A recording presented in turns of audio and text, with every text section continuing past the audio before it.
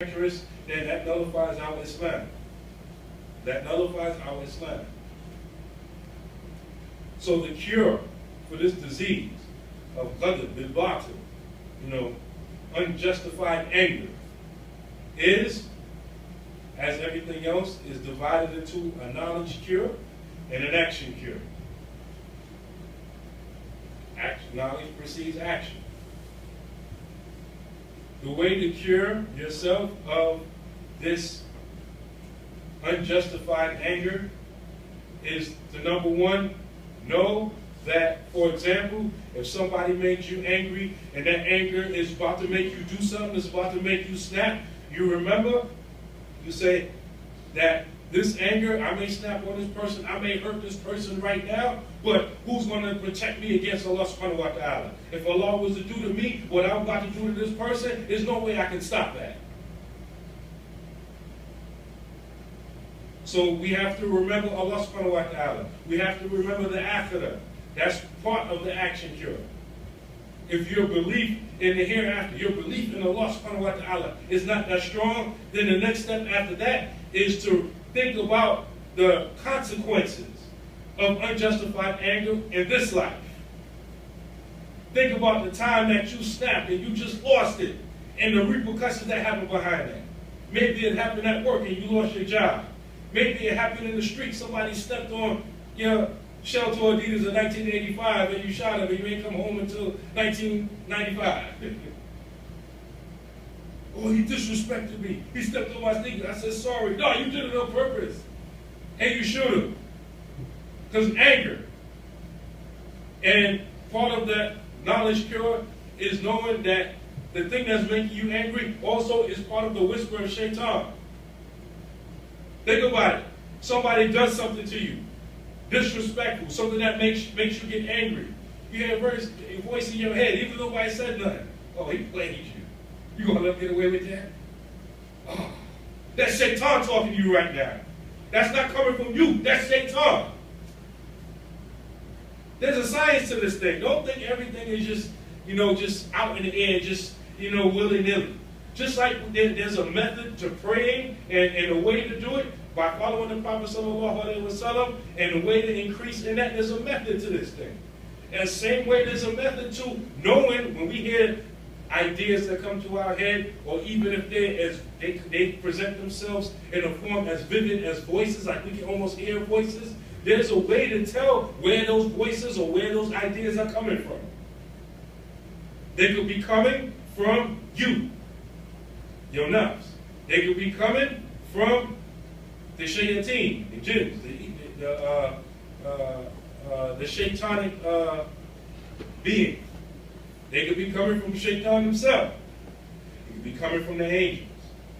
It could be an inspiration from Allah subhanahu wa ta'ala. Ilham is called.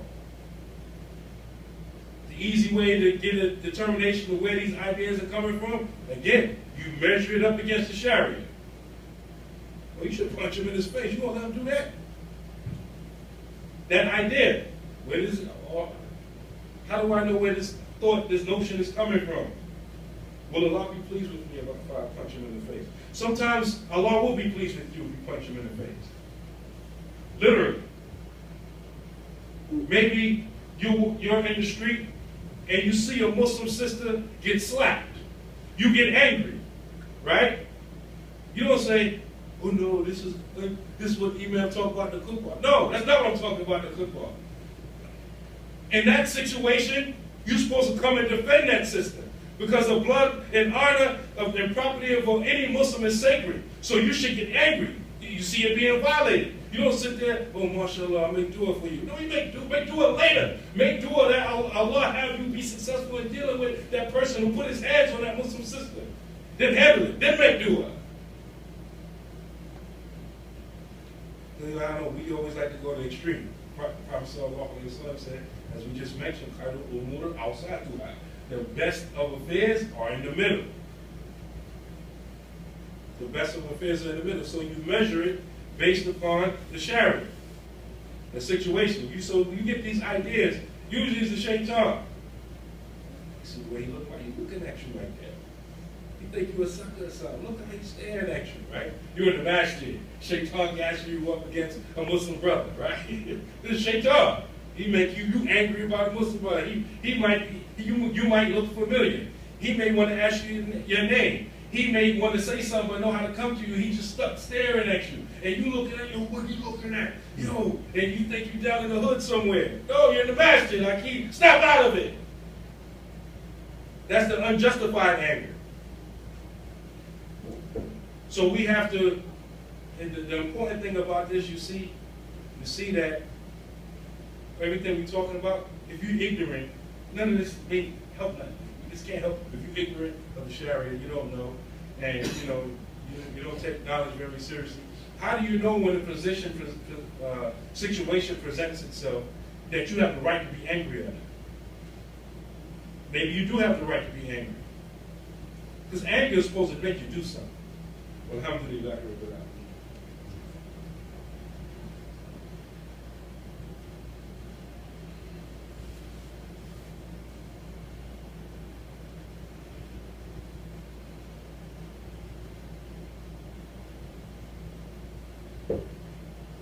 أعوذ بالله من الشيطان الرجيم بسم الله الرحمن الرحيم الحمد لله رب العالمين وأفضل الصلاة وأتم التسليم على سيدنا محمد وعلى آله وصحبه أجمعين ورضي الله تعالى عن أساتذة التابعين وعلماء العاملين وأئمة الأربعة المجتهدين ومقلدين إلى يوم الدين.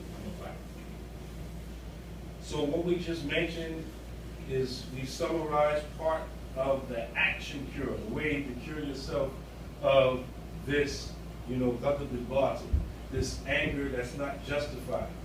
And don't underestimate or don't think that this subject is not significant and relevant to our everyday life. When most of these people in the streets and everything kill each other, it's not some cold calculated move. It's something that's done in anger. These people killing themselves over, it's done in anger. And that anger is directed towards themselves. I mean, there's people killing themselves because they don't get enough likes on Facebook. I'm serious, literally.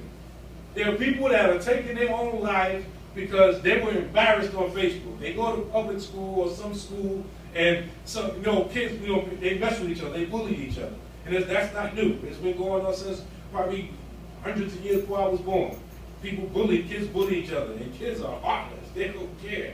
They don't have no boundaries, and it's getting worse, right? So kids make fun of you. Can you just imagine 50 people making fun of you at the same time? Just imagine, if we just right now, just picked on one of you right now, and just identified something about you. That's not even worth laughing, but we just decided to make that thing a joke right now. Oh, look how handsome he is. Handsome's a good thing, right?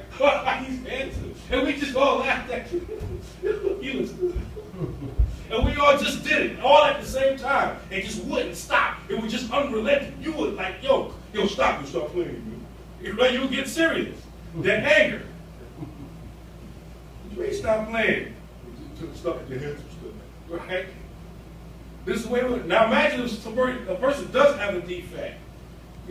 I see kids make fun of people all the time. Oh, look at his hairline. Oh, woo. And 15, 20, half hour talking about the same thing, little kid's hairline. Then all of a sudden the kid snaps. And all of a sudden there's bloodshed. Excessive anger. This is a disease of our time. The action cure with regards to ghadab al-batil, this unjustified anger, is that first and foremost, you say, A'udhu billahi minash shaitanir rajim. I seek refuge with Allah from the cursed devil. Shaitan is going to act it up. And then after that, you make wudu or you make ghusl. Because remember, you know the hadith that supports this. It goes back to the essence of ghadab. It's the heating up, the boiling of the blood in the heart. So you don't put out fire with fire, you put out fire with water. You cool down. And if you're standing up, you sit down. If you sit down, you lay down. That's how you deal with unjustified anger. That's part of the cure for unjustified anger. You have to know this because all of us are put in that situation. When the situation presents itself, then that's when you have to think about these things. Whoa, wait a minute. Should I even be getting mad right now? And some people, and the amazing thing about it, as they describe, when somebody has this unjustified anger, when you say calm down, yo, chill out, yo, it's not even worth it, that makes them more mad. That makes a person more mad.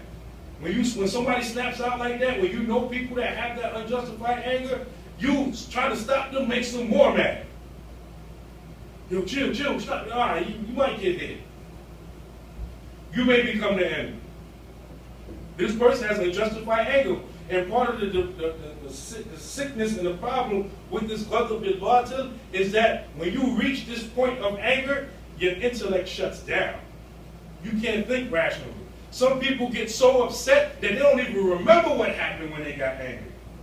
That's a proof that your intellect shuts down. We all know people like that. I mean, people that just completely snap and lose it.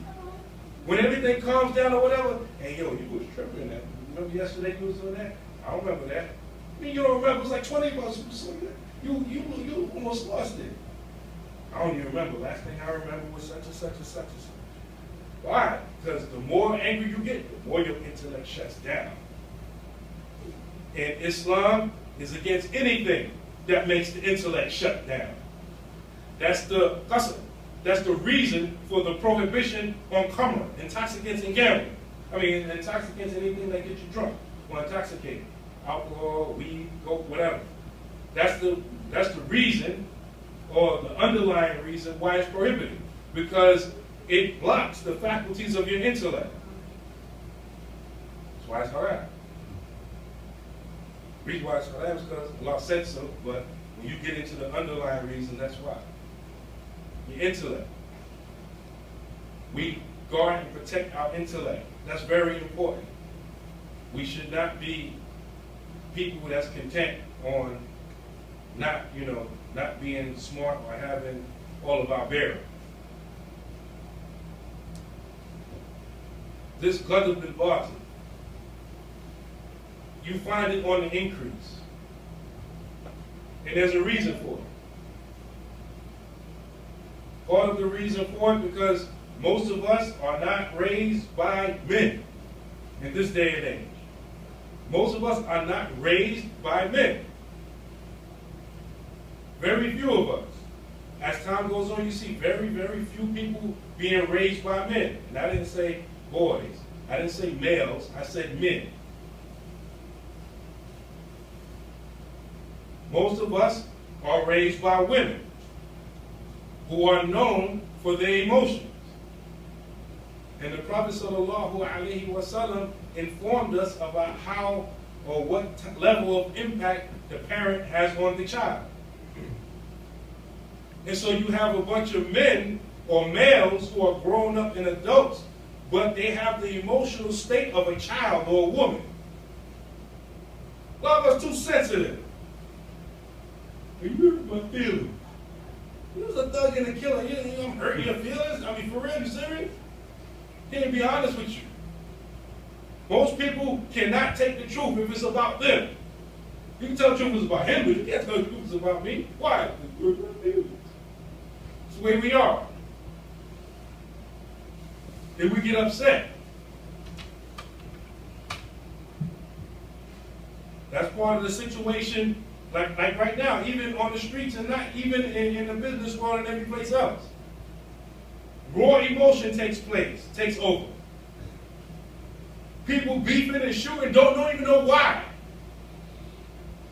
Back in the day, if people had beef, a lot of times they could be squashed because the bosses talk. Because there was some anger, there was some disrespect that took place, but we squashed it, we talked about it. Now there ain't no talking. Because we can't communicate. Because the intellect shut down. Somebody standing straight in front of you talking English and you don't understand them. Why? Because you mad your intellect shut down. Then you add on top of that, that's people face to face. Add on top of that, technology, text messages, Facebook, inboxes, Twitter, Instagram, when you're not standing in front of a person. You can't see their facial expressions. So you have to interpret what they're typing. And you have to guess the feeling that's behind it. And because we like this, we extra emotional, extra sensitive, somebody says something, and they don't even mean to be disrespectful, but you take it as being disrespectful.